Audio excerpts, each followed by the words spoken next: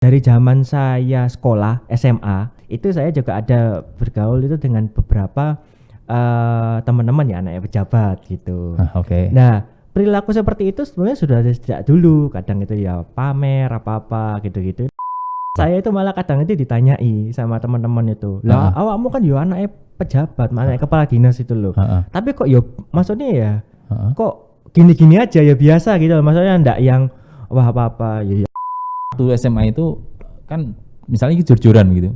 Sampean sakit hati juga misalnya di sesama pejabat enggak ya? Enggak. Saya ya karena memang saya udah melihat dari zaman dulu SMA sampai saat ini itu lebih kepada karena mereka tidak mengetahui bagaimana perjuangan orang tuanya itu untuk mencari usaha atau rezeki.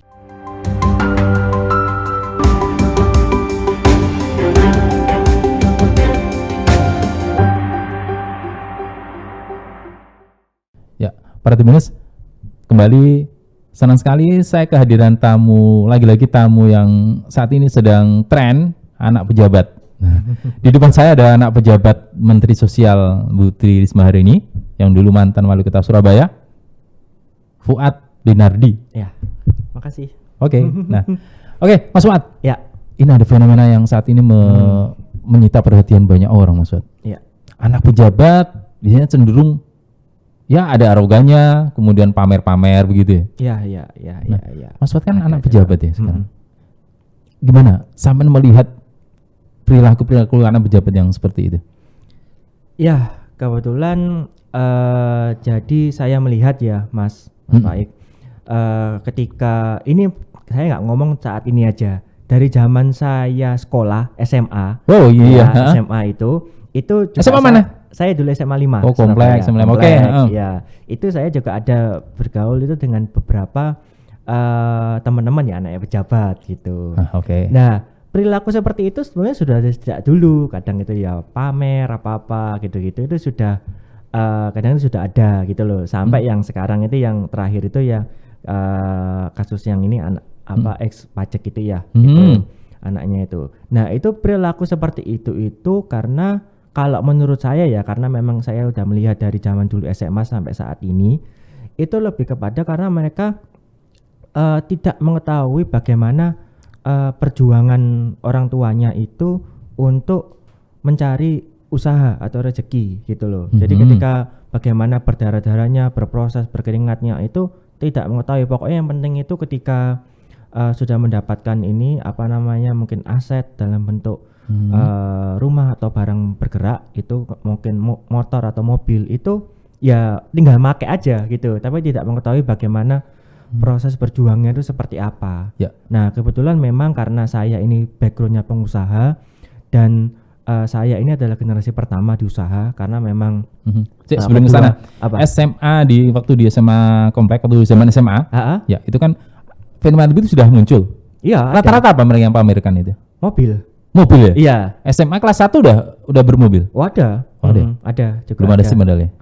SMA kelas 1 udah. Kalau kelas 1 sudah ada kan juga sudah ada. Kelas 2, kalau 1 belum mestinya. Ya lebih kepada ini sih. Kalau mobil itu mungkin wajar karena memang kebutuhan. Karena saya pun juga dulu tuh karena memang saya itu enggak dibolehin oleh ibu itu untuk bawa motor, akhirnya disuruh bawa mobil itu karena memang sudah boleh di umur 17 gitu kan. Baik. Nah, saat itu SMA pamer-pameran mobil. Nah, teman-teman yang lain itu selain bukan pamer ya, selain pamer itu kayak gaya gitu loh. Oh, gaya-gayaan, apa gitu. Jadi mereka yang anak pejabat ya kayak merasa gitu loh. Siapa niteni kan itu? Ya, siapa tahu. Waktu itu kan ibu masih di PNS, itu terakhir waktu di Bapakku. Dan waktu itu saya kan belum pejabat. Belum wali kota. Waktu itu masih tapi sudah kepala Bapakku. Sudah kepala Bapakku, sudah kepala dinas Bapakku. Waktu itu kan memang kadang itu kan kalau kita kadang nongkrong atau apa, terus itu ada yang ya wis pamer apa-apa terus ya biasalah kalau namanya anak-anak itu kalau misalnya apalagi kalau dia ganteng gitu ya ceweknya banyak apa-apa gitu-gitu ya. Itu paling cuma nanya itu siapa emang? Kadang bahas ngobrol sama teman-teman iku. Iya. terus ada yang ngomong iya iku anaknya apa ya, mohon Oh, maaf gitu. ada satu institusi Ya, betul, betul. atau di Ah, apa namanya ah. di apa petugas di Betul. instansi apa Ya. gitu loh. Jadi Itulah. anak pejabat misalnya dia kedudukan Iya, tertentu, paham lah dia kedudukannya begitu bapaknya, iya, begitu ya. Itu malah yang lucu itu malah gini Mas. Kenapa? Saya itu malah kadang itu ditanyai sama teman-teman itu. Lah awakmu kan yo anaknya pejabat, anaknya kepala dinas itu loh. Tapi kok yo maksudnya ya kok gini-gini aja ya biasa gitu loh. Maksudnya ndak yang wah apa-apa ya apa kok memang seperti ini gitu loh. Oh, gitu. iya. Nah, jadi di zaman-zaman SMA itu sudah begitu ya? Iya, itu udah dari zaman dulu tuh ya seperti kayak Iya. gitu Mas. Memang itu. emang naluriah Ya memang itu sudah apa ya perilaku yang tidak bisa perilaku seperti itu. Oke, Itu jadi udah lama Mas kayak gitu. Waktu SMA itu kan misalnya jujur-jujuran gitu. Sampean sakit hati juga misalnya di sesama pejabat enggak ya? Enggak, biasa. Barangkali apa ya? Panas gitu melihat atau mangkel lah melihat kalau mangkel sih enggak, cuman kan memang karena saya tuh memang dulu ya mobil ya biasa sih namanya ya enggak ini karena memang lebih kepada kebutuhan kan memang waktu itu memang diminta oleh ibu juga untuk apa namanya harus pakai mobil, nggak boleh motor untuk ke sekolah gitu. Kalau teman-teman mobilnya apa? Kalau SMA apa ya rata-rata dulu tuh ya sama ya apa ya masih apa ya rame-ramenya kan jazz ya ramenya kan jazz kalau Mm-hmm. itu waktu itu kan saya memang tapi saya dulu pakai jazz yang model lama tapi kan waktu itu kan tahun-tahun 2008 itu udah model yang baru-baru itu. SMA kelas 1 berapa? 2006 ya 2006 itu ya. Iya. Itu ya macam-macam ya ada yang apa ya pakai yang mobil apa ya dulu itu ya. Saya agak lupa tuh. Ya mobil mewah itu lah SUV juga ada gitu-gitulah. Itu. Terus ada yang kayaknya ada yang pernah bawa Alphard juga. Sudah di Alphard ya? Iya. Oh, iya. Biasanya anak pejabat tinggi gitu ya. Iya, dia bawa sendiri itu. Oh, gitu. Mercy juga ada Mercy saya baru ingat. Itu. Ya itu anaknya pejabat juga. Oh iya. Jadi sudah menangkap di era-era begitu memang ya sudah begini ya. Udah dari dulu sih Mas kayak gitu itu. Ya itu kan memang sudah pajak ini juga anak-anak masih ini kan masih ini kan dia masih SMA apa? waktu Kuliah ya. Kuliah sekarang awal-awal. Iya. Nah, biasanya memang perilaku seperti itu sudah mulai sejak dari SMA. Karena kan di SMA kan pasti orang tua sudah memperbolehkan membawa kendaraan baik motor atau mobil. Ya yang pasti itu karena jadi ajang show off-nya mereka. Ya. Gitu. Jadi bagaimana status sosial, bagaimana kita diterima atau mendapat apa ya? Memang senang ya waktu dipuji kemudian oh ya apalagi anak muda Mas. Ya pasti tambah senang bangga. Apalagi kan memang kan kalau remaja itu kan ya apa ya biasanya kalau ngomong itu labil ya untuk cari jati diri gitu. Oke. SMA sudah bergerumul dengan anak-anak pejabat yang lain gitu. Tapi saya melihat Mas Fuad nggak jarang lah. Apa? Delok-delok ngetok-ngetokno jarang kayaknya. Iya karena memang saya sih lebih kepada apa ya apa adanya lah pokoknya. Kalau dulu pun SMA pun itu ya lebih ya kalau memang saya punya ini ya udah dipakai aja kan itu. Nggak terlalu itu. Saya cuma lihat oh ya bagus gitu. Kadang ya cuman ini aja. Kalau pengen itu naik itu aku boleh naik dong lihat pengen tahu gitu ya tok. Itu tok. Oh iya. Jadi kalau ada yang anak pejabat yang suka pamer, yang suka hedon begini, itu lebih karena menurut Mas Fuad adalah mereka tidak paham ya bagaimana kerja kerasnya itu. Iya. Karena saya ya ketika memang kan background saya pengusaha dan memang saya itu memang benar-benar mulai dari nol gitu. Jadi memang Saman adalah pengusaha di bidang apa? Kuliner itu. Oke. Jadi saat ini Mas Fuad adalah sedang menggeluti bisnis kuliner. Iya, kuliner. Terus tadi juga ada toko emas, kemudian ada juga untuk di konsultan dan kontraktor juga. Baik. Gitu. Nah, ya untuk mencapai itu tentu kan waktu, kemudian pikiran, kita kerja keras kan ya. Butuh proses itu. Jadi ketika saya mulai usaha itu tahun 2012, yang mana pada saat itu tuh ketika awal itu saya itu buka angkringan waktu itu di Joyoboyo itu. Ya itu saya sampai ini kerja yang ngelola sendiri. Jadi nggak cuma ngelola angkringannya, tapi saya juga pernah ikut kerja ngaduk kopi apa-apa gitu sendiri juga pernah. Padahal waktu itu ya hitungannya sudah jadi anaknya wali kota, ya kan 2012. Itu ingin mencari pengalaman ya? Iya, karena gak izin waktu itu. Gak roh nih anak wali kota, gak roh barangkali. Ya rata-rata orang mungkin ada yang tahu. Ada yang tahu. Iya. Jadi suatu nguli apa? Ngenger gitu untuk mencuri ilmu ngaduk kopi gitu. Iya kan karena saya kan untuk menjadi seorang pengusaha yang kita itu apa ya selain sukses itu juga paham, kita harus juga paham tentang sistem bisnisnya kita gitu. Jangan cuma kita bikin tapi kita nggak ngerti ini nanti ini seperti apa, terus bagaimana misalnya kalau kita di kuliner, kita harus tahu kira-kira itu ingredient atau bahannya itu apa saja, terus hitungannya itu berapa, itu kan harus ketemu itu sebelum nanti kita bisa menentukan harga jual yang pas itu berapa, sesuaikan dengan kondisi ekonomi saat itu. Ya. Nah sebelum masuk ke bagaimana perjuangan sampai ke angkringan, kemudian punya kafe sekarang gitu.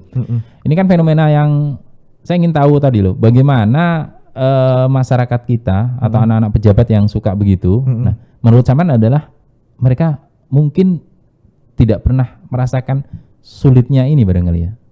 Sulitnya mencari mencari uang atau kemudian bekerja keras. Dengan mudah dia mendapatkan, kemudian dengan mudah dia memamerkan begitu. Itu apa yang begitu memang? Ya kemungkinan besar seperti itu. Karena memang rata-rata kan pastikan kalau namanya pejabat ya, kalau ini kamu yang berkarir ya, pejabat yang PNS atau instansi yang lain, institusi yang lain, mereka kan pasti kan berkarir. Misalnya mungkin masuk menjadi PNS mungkin usia-usia sekitar 25, 27 Oke, gitu ya. Oke, kemudian setelah itu 30-an, berkarir ya paling enggak selama 20 tahun lah umur-umur. Biasanya mulai agak sustain itu mungkin sekitar 45-an. 40, 45 itu mulai oke lah, itu ya dia mulai secara aset itu sudah mulai cukup ya. Saya enggak ngomong ya dapatnya dari mana aja, tapi biasanya umur-umur segitu itu sudah mulai nampak nampak ya, gitu betul. ya. Otomatis kan ketika mungkin umur 25 masuk mungkin nikah sekitar umur 7, 28, otomatis kan anaknya yang pertama itu pasti kan sudah minimal SMA atau kuliah gitu kan ya, sekitar segituan kan. Yang mana memang mereka mau nggak mau untuk kemana-mana nggak mungkin lagi diantar oleh orang tua, jadi kan pasti udah minta untuk pakai kendaraan sendiri, entah motor atau mobil ya otomatis kan akhirnya itu kan menjadi flexing lah untuk pamernya untuk ke teman-temannya lain, terutama kalau misalnya mau nyari cewek itu kan. Lumrah lah sekarang yang terjadi di Indonesia seperti itu. Pasti ya jor-joran. Iya. Oke. Dan rata-rata memang anak pejabat ya, anak yang punya fasilitasnya adalah mereka yang minim, selain pejabat juga pengusaha juga ada lah ya, gitu. Betul. Tapi memang ya rata-rata yang jadi bahan gibah itu yang pejabat ya kan? Soalnya kan ya sekarang kan ya secara orang juga kita sekarang dengan teknologi kan bisa ngecek internet apa ngomong tanya gajinya ini berapa kan ketahuan. Terus sampai dibayarnya ini kan pasti ya anak-anak orang-orang ya mikir gimana caranya. Kan? Kalau profil gaji ketahuan. Iya kan udah ketahuan. Kalau pengusaha kan enggak bisa, karena kan memang kan kita enggak bisa lihat apakah memang dia itu pengusaha sukses apa enggak, kan belum tahu juga, tergantung kan. Kalau sudah punya nama jelas sudah. Jadi kalau misalnya bawa mobil mewah pun ya enggak kaget. Ya. Oh, baik ya. Jadi kerja keras, dia nggak tahu, tinggal pakai aja, tinggal memanfaatkan fasilitas aja. Iya. Nah, soal itu kewajaran itu menjadi wajar kalau apa? Maksudnya? Kalau pamer, hedon, nggak. Anak pejabat memang tadi kan memang kecenderungannya begitu. Artinya memang itu sudah hal yang lumrah. Iya. Nah, menjadi tidak wajar kalau dia memang keterlaluan kan? Ya itu yang kayak kasus yang ini, karena memang dia melakukan tindak penganiayaan dan parahnya lagi di video kan. Kan gimana pun kan video udah jadi barang bukti. Ya. Jadi kalau kemudian pamer hedonis, sebenarnya kalau bagian anak pejabat, anak pengusaha nggak ada yang perlu dipermasalahkan. Bukan nggak dipermasalahkan, ya itu dari dulu sudah seperti itu. Karena memang itu kalau kita mau ngerubah itu otomatis kita harus merubah tentang sistem karakter dan kebudayaan di Indonesia. Jadi kebetulan saya pernah waktu itu berkunjung ke Jepang. Oke. Di sana itu saya itu bertanya kepada tour guide saya. Itu kalau anak-anak sekolah kalau di Jepang itu mereka seperti apa gitu. Mereka itu. Ternyata di sana itu anak-anak sekolah baik yang miskin maupun kaya itu kalau mau ke sekolah itu harus jalan kaki. Bahkan walaupun dia anaknya presiden Toyota, yang punya Toyota, itu dia itu kalau bawa mobil itu harus parkir agak jauh, entah 500 meter atau 1 kilo. Dan Itu jalan. dia turun di situ jalan. Jadi semua Semua beda-bedakan itu. Parkirnya Nah, di jauh sana berarti. Iya, ya antara mungkin parkir atau dia itu diantar. Oke. Gitu. Jadi kalau di Jepang jadi jalan semua ya. Iya, Baik anak. jadi jalan. Nah, itu mungkin ya itu menjadi solusi bagus sih untuk di Republik Indonesia kita untuk bagaimana menerapkan perilaku seperti itu. Karena memang itu kan mengubah perilaku itu ya memang tidak bisa langsung, ya harus berproses. Ya salah satunya memang harus kita membuat berbagai kebijakan yang istilahnya kita harus disamaratakan. Karena kan memang kebijakan misalnya kayak seragam sama itu bagus dalam rangka gitu. itu kan ya. ya. Tetapi yang jadi masalah ya itu ketika tetap terkait mereka itu harus memakai kendaraan sendiri untuk datang ke sekolah apa itu yang kadang itu yang jadi masalah ya. Gitu ya. Harus sebenarnya mestinya aturan itu harus menjangkau ke sana ya. Iya. Selama ini belum menjangkau itu. Ya mungkin dari kementerian belum ada seperti itu ya. Karena memang ya sesuai dengan arahan dari Pak Presiden, Pak Jokowi itu tentang revolusi mental itu ya sebetulnya yang paling penting itu revolusi mental terutama untuk yang para pemudanya itu yang seperti itu. Gitu. Ya.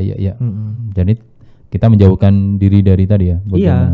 Karena nanti kalau misalnya kayak saya itu dengan backgroundnya pengusaha, ketika saya memang benar-benar mulai dari nol, itu mulai dari awal gitu. Ketika itu dari itu saya tahu bagaimana susahnya prosesnya untuk susah mencari uang itu seperti apa. Bagaimana kita itu berusaha untuk men-treat customer, membuat promo yang menarik untuk customer seperti apa itu. Ya akhirnya dari situ itu kita tahu bahwa untuk berproses untuk mencari uang itu ya nggak semudah yang dibayangkan gitu. Akhirnya dari situ kita berusaha menjadi perilaku kita untuk lebih hidup itu lebih hemat, lebih teratur. Kayak misalnya kita mau menggunakan uang itu harus benar-benar sesuaikan dengan kebutuhan, dengan fungsinya seperti apa gitu. Karena tahu sendiri bagaimana jerih payah kita ya. Iya, berdarah-darah mencari. Oke. Banyak kok juga memang kalau memang tokoh-tokoh nasional yang dulunya mungkin pengusaha terus sekarang jadi pejabat yang memang bisa menjadi tauladan, menjadi panutan itu juga banyak kok itu kan. Ya. Itu bisa kita lihat satu-satu itu. Berarti mesti termasuk pejabat. Pak Presiden sendiri juga kan, Pak Jokowi kan. Iya. Iya, beliau dari awal periode 2014 sampai sekarang itu juga berat badannya juga nggak berubah. Kayaknya kan tapi dari luarnya sama aja kayak gitu, nggak berubah. Gitu, tidak ada perubahan, tidak ini terus juga perilakunya juga sama tetap ya seperti itu sederhana, tidak neko-neko. Oke, Mas Wat, saat ini Mas Wat sedang fokus di bisnis kafe, di kuliner ya. Iya. Nah, artinya di sini Mas Wat kan bagaimana berjuang keras walaupun anak pejabat, tapi tetap harus melakukan bagaimana kita berusaha sendiri gitu. Iya, pastinya. Jadi memang kalau saya melihat itu, kalau saya ya sebagai pengusaha itu menjadi anak pejabat itu sebagai sebuah privilege, Mas. Privilege-nya itu begini. Privilege-nya itu ketika misalnya saya melakukan dealing atau kerjasama dengan suatu orang pihak apa-apa, dengan background saya itu menjadi orang itu lebih trusted, lebih percaya kepada saya. Jadi akhirnya saya dipercaya gitu loh. Itu yang lebih memudahkan saya untuk melakukan bisnis dibandingkan misalnya saya bukan siapa-siapa. Lebih kepada itu aja. Karena kan memang kalau kita mau bekerja sama apalagi dengan misalnya pengusaha yang sudah punya nama apa-apa gitu. Orang kan akan melihat, loh kamu itu siapa gitu loh. Kamu lihat, oh ya kamu anaknya Bu Risma. Oke, ya udah nggak apa-apa. Kita coba jalan bisnis gitu. Gitu. Jadi lebih kepada itu. Ya. Ininya memang. Itu memang saya berusaha untuk memanfaatkan betul, memaksimalkan. Jadi ketika dapat kepercayaan kita usahakan jalankan dengan semaksimal mungkin. Ya, kalau sudah mendapat kepercayaan kita jaga untuk itu ya. Iya, karena tapi memang, masuknya adalah tadi privilege-nya adalah privilege-nya di situ. Karena memang di bisnis itu kepercayaan itu nomor satu. Kalau kita sudah tidak dipercaya itu yang akan kita repot. Itu. Ya. Pasti ramai sekarang ya kafenya. Kenapa? Kafenya ramai sekarang. Insya Allah ya ini. Moga-moga makin ramai. Moga-moga nanti ini dengan podcast ini bisa makin ramai. Amin. Di mana? Kafenya apa kafe? Historisma. Di mana itu? Beratang Binangun 17. Beratang Binangun. Mm-mm. Oh, Terus apa aja itu? kebetulan- Kafenya apa? Itu kafe Historisma, kebetulan memang Apa ini? di Menu-menu situ- atau menyajikan ya, makanan apa sih? makanan minuman. Kebetulan kita juga ada beberapa menu-menu yang yang signature menunya dari mie Isto itu. Kemudian selain itu juga ada menu-menu baru, nanti itu ada kayak makanan-makanan tradisional, makanan Surabayaan kayak rawon itu juga ada. Oh, iya. Terus Iya. yang untuk yang minumannya kita jual memang kopi, teh dan lain-lain. Oh. Terus juga yang unik juga memang dari Cafe Historisma yang di Beratang Binangun itu di dalam bangunannya itu, karena memang itu rumah masa kecilnya ibu, itu ada saya majang itu kayak foto-foto memorabilia ibu-ibu waktu zamannya mungkin SMA, kuliah gitu. Oh, Sama iya. masa kecilnya pun juga ada. Oh. Termasuk sampai sekarang pun juga ada. Ya. Jadi kalau mau Gitu. melihat sosok Bu Risma itu bisa dilihat di Cafe Historisma. Iya, Mulai dari betul. zamannya Bu Siap. Risma Mm-mm. belum apa-apa Iya. sampai kemudian jadi menteri sekarang. Iya, terus kayak juga memang selain memang di kafe ini saya juga ada bisnis itu lebih kepada sociopreneur. Jadi bisnis yang memang kita itu membantu mengurangi angka pengangguran di kota Surabaya, terutama pemuda. Jadi yang bisnis saya ini adalah cuci mobil dan motor, namanya itu Gas Auto Wash di Pandegiling 194. Yang mana di situ itu saya itu menampung anak-anak yang dia itu, jadi kalau kerja di sana itu kita nggak lihat dia itu lulusannya apa, minimal apa nggak ada. Jadi yang penting mereka mau kerja itu kita bantu. Oh. Itu.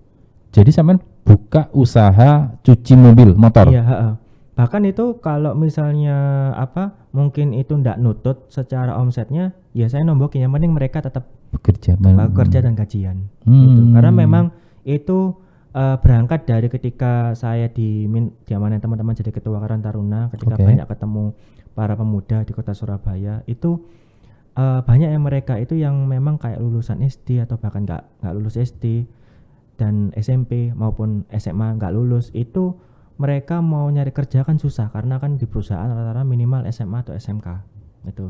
Tapi mereka diminta untuk kejar paket juga kadang itu ya rasa-rasan agak males gitu loh. Yeah. Itu maunya kerja, ya sudah kita coba fasilitasi lewat cuci mobil dan motor. Karena kan kalau cuci mobil dan motor berapa kan, unit? Berapa sementara masih satu titik itu. Masih titik di Pandegiling 194 itu. Oke. Ya, mulia ya. Iya, jadi memang menampung para itu. Bahkan kadang itu kalau misalnya memang ada yang mau kerja lagi, itu kalau memang secara jumlah itu ya sudah cukup, kadang itu ya tak sesali tambahin. Berapa memang sekarang yang sudah sekarang dikerjakan? Ini total ada 11 lah. Lumayan ya, 11 ya? Iya. Oh, mereka yang memang sangat butuh. Tadi dari pengangguran sampai kasih aktivitas itu ya. Iya, dan digaji. Iya, digaji. Mudah-mudahan ramai itu ya. Ya alhamdulillah ini ya mulai rame lah ini. Ya. Kan barangkali kan podcast bisa dibantu kan, bisa makin bantu teman-teman semua itu. Baik. Karena memang saya itu di situ bisnis itu benar-benar enggak memperhitungkan untung rugi. Jadi yang penting bagaimana kita bisa menampung anak-anak muda terutama di kota Surabaya ini untuk bisa membantu pemerintah kota Surabaya untuk mengurangi pengangguran. Ya, karena itu ya yang mengkhawatirkan sekarang itu. Baik. Oke. Mas Wat sudah punya kafe ya. Tentu Mas Wat kan tidak langsung ya ujuk-ujuk seperti ini. Iya. Pasti ada perjuangan. Iyalah. Awal-awal kemudian memutuskan bikin kafe gitu. Cerita dong, barangkali ada pengalaman yang dari awal kemudian sampai sekarang seperti ini. Ya, jadi dulu tuh awalnya saya tuh awal bisnisnya itu lebih kepada ini Mas, ngumpulin duitnya tuh lewat kayak maklar lah.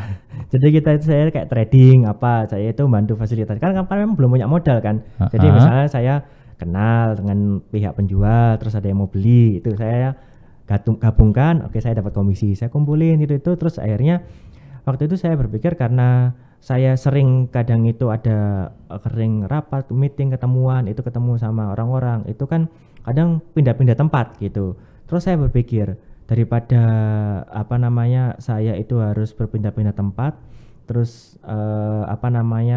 saya kenapa nggak saya buat tempat sendiri, karena nanti selain saya punya tempat untuk ketemuan dengan orang-orang dan juga saya bisa mempopulerkan tempat saya itu.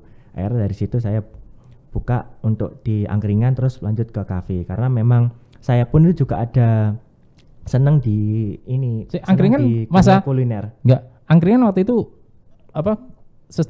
keberlangsungannya gimana? Sampai 2 tahun sih waktu tutup? itu. Iya, tutup. Waduh, Karena terus. ya biasa namanya Usaha kan ya? bisnis itu. Sebetulnya kalau secara revenue oke, cuman Baik. memang pada waktu itu kan saya waktu itu berpartner ber5 orang dan kita ada crash lah biasa. Karena tempatnya itu waktu itu sewa itu. Oh iya. Ada crash ya nggak sepaham, ada perbedaan pendapat itu ya udah. Itu wajar lah. Itu ya wajar lah itu. Akhirnya sampai akhirnya lanjut. Kemudian memutuskan untuk Buka masuk sendiri, iya, yang di Storisma itu. Oke. Mungkin ada pengalaman pahit begitu membuka awal-awal, tidak mungkin seperti ini kan? Oh iya pasti pengalaman pahit itu macam-macam. Mulai saya itu pernah di duit angkringan waktu itu sempat dibawa lari manajer saya itu pernah. Terus habis itu sampai piro itu? Waktu itu sekitar 25 juta. Oke, ya. Terus waktu itu ya ya naik turun omset itu yang waktu di Storisma itu waktu zaman pandemi kemarin itu pernah karena kita nggak bisa PPKM dan lain-lain itu nggak bisa aktivitas itu ya pernah sehari dapat 15.000 itu juga pernah gitu. Iya. Jadi ya mau nggak tapi waktu itu pandemi 15.000 itu. Waktu pandemi kemarin 2. Sementara itu berapa tenaga di waktu itu sampai sekarang aja? Sampai sekarang. Iya. Kalau sekarang itu sekitar 9 ini ya, 9 ini. Memang mempekerjakan 89 anak. Iya, karena memang ya alhamdulillah itu saya juga ada cabang di Jakarta. Oh, keren. Iya. Oh, jadi sekarang saya mengembangkan di Jakarta. Iya, Jakarta juga. Itu. Iya. Oh, kerja sama dengan teman di daerah Jakarta Selatan. Enggak di mall atau di tempat? Di luar. Karena dulu punya pengalaman buka di mall karena pandemi itu waktu itu kan aturan PPKM kan mall suruh tutup. Ya akhirnya itu nggak bisa maksimal ya, sempat dapat ya cuma dapat 15.000 ya. Terus setelah itu kita rasa karena kan di mall kan sistemnya itu kan harus bayar bulanan rutin gitu ya, nggak terlalu kuat, akhirnya kita keluar buka di tempat sendiri. Cafe Storisma itu pernah buka di salah satu mall. Iya. Oke. Itu karena sewa ya tentu. Sewa. Standnya kan tempatnya. Oh. Itu berapa kalau di mall itu? Apa? Sewanya.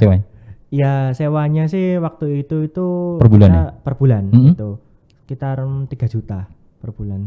Iya. Jadi 3 juta tapi begitu jalan pandemi. Iya, pandemi. Kukut berarti itu semuanya. Iya, di mall tutup. Iya, sampai sekarang tutup. Sampai sekarang nggak buka karena waktu itu kan memang hanya jalan setahun itu. Oh gitu. Cuma kan kondisinya waktu itu ya itu nggak menentu itu. Waktu itu mau saya lanjutkan juga khawatir nanti kondisinya kayak gimana. Soalnya waktu itu kan saya buka itu 2021 dan ketika mau 2022 itu saya juga akan bingung mau lanjut apa enggak karena ini masih belum tahu corona ini seperti apa gitu waktu itu kan. Karena ada isu katanya muncul varian-varian baru gitu. Baik, ya. Ya khawatir yang kayak waktu zamannya Delta itu. Jadi sekarang fokus di Cafe Storisma di mana tadi? Di Beratang Binangun. Di Beratang Binangun. Iya. Ya. Oke, kalau kemudian ini kan isu anak pejabat ini akan terus bergulir ya. Iya. Jadi niku gak enak apa sih dadi anak pejabat? Wes enak sih enak. Enak dadi anak pejabat itu apa? Anaknya jadi pejabat itu ya pasti kan mudah dikenal ya.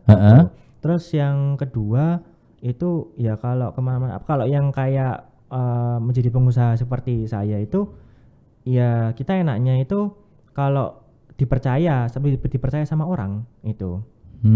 Ya. Jadi kemana-mana kalau misalnya mau membuka usaha atau apa, ini kan sudah dikenal. Iya. Kepercayaan sebenarnya sudah kita dapat di situ ya. Kalau putranya ini berarti ini masa artinya estimasi atau masa depannya akan bisa dijamin gitu. Iya, positif lah. Betul. Image-nya itu positif. Benar. Kalau nggak enaknya apa? Ya kalau nggak enaknya ya jadi kadang bahan gunjingan ya pasti kayak gitu ya. Kadang itu nggak ngapa-ngapain aja di fitnah apa gitu sudah biasa saya itu. Oh. Ada pengalaman memang. Ya termasuk yang dulu tuh pernah saya itu di fitnah itu yang terkait Jalan Gubeng itu. Iya. Itu. Terus ya waktu itu sampai di BAP oleh Polda. Waktu itu ya ketika saya di BAP itu saya enggak ngomong ke ibu kalau saya akan mau di BAP. Saya cuman ketika pas mau berangkat itu baru bilang ke ibu kalau mau ke Polda, mau apa namanya manggil BAP. Dan waktu itu kenapa nggak saya bilang, karena kalau saya mikir kalau saya benar ya udah dihadapin aja. Jadi pengalaman pahit jadi anak pejabat.